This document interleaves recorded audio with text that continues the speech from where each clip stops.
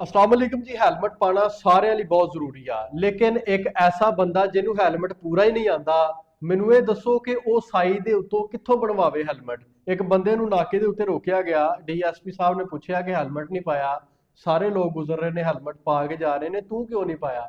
ਉਸ ਬੰਦੇ ਆਖਿਆ ਜੀ ਹੈਲਮਟ ਪੂਰਾ ਹੀ ਨਹੀਂ ਹੁੰਦਾ ਚੌਧਰੀ ਸਾਹਿਬ, ਕੀ ਕਰਾਂ, ਮੈਂ ਮਾਰਕੀਟ ਫਿਰ ਕੇ ਆਇਆ, ਕੱਲਾ ਕੱਲਾ ਬੰਦਾ ਫਿਰਿਆ, ਹੈਲਮਟ ਕੋਈ ਨਹੀਂ ਪੂਰਾ ਹੁੰਦਾ। ਡੀਐਸਪੀ ਸਾਹਿਬ ਨੇ ਕਿਹਾ ਵੀ ਏਡੀ ਵੀ ਨਹੀਂ ਗੱਲ, ਹੈਲਮਟ ਫੜਿਆ ਉਹਨਾਂ ਨੇ ਸਿਰ ਤੇ ਰੱਖਿਆ ਤੇ ਉਹ ਅੱਧਾ ਕਿਸੇ ਰਿਕਵਰ ਕੀਤਾ, ਉਹਦਾ ਐਡਾ ਵੱਡਾ ਮੂੰਹ ਸੀ, ਐਡਾ ਵੱਡਾ ਸਿਰ ਸੀ, ਉਹ ਹੈਲਮਟ ਨਹੀਂ ਪੂਰਾ ਹੈ। ਡੀਐਸਪੀ ਸਾਹਿਬ ਵੀ ਮੁਸਕਰਾਏ, ਨਾਲ ਹੀ ਉਹਨੇ ਮਾਸੂਮਾਨਾ ਗੁਜ਼ਾਰਿਸ਼ ਕੀਤੀ ਕਿ ਸਰਕਾਰ ਗੱਲ ਇਹ ਆ ਕਿ ਤੁਸੀਂ ਪੈਸੇ ਮੇਰੇ ਕੋਲ ਲੈ ਲਿਓ ਤੇ ਮੈਨੂੰ ਕੋਈ ਐਸਾ ਹੈਲਮਟ ਲਿਆ ਦਿਓ ਜਿਹੜਾ ਮੇਰੇ ਮੂੰਹ ਤੇ ਪੂਰਾ ਆ ਜਾਏ, ਮੈਨੂੰ ਹੈਲਮਟ ਕੋਈ ਨਹੀਂ ਪੂਰਾ ਆਉਂਦਾ। ਉੱਥੇ ਜਨਾਬ ਆਵਾਮ ਖੜੀ ਸੀ, ਹੱਸੀ, ਡੀਐਸਪੀ ਸਾਹਿਬ ਵੀ ਮੁਸਕਰਾਏ, ਉਹਨਾਂ ਨੇ ਉਸ ਬੰਦੇ ਨੂੰ ਜਾਣ ਦਿੱਤਾ।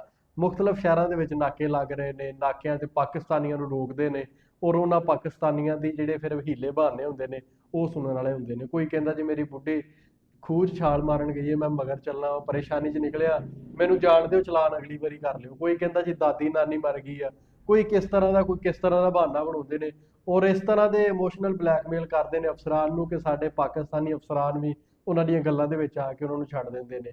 ਲੇਕਿਨ ਕਾਨੂੰਨ ਤੇ ਅਮਲ ਦਰਾਮਦ ਕਰਵਾਉਣਾ ਸਰਕਾਰ ਨੇ ਕਿਹਾ ਜੀ ਇਹ ਬੜਾ ਜ਼ਰੂਰੀ ਆ।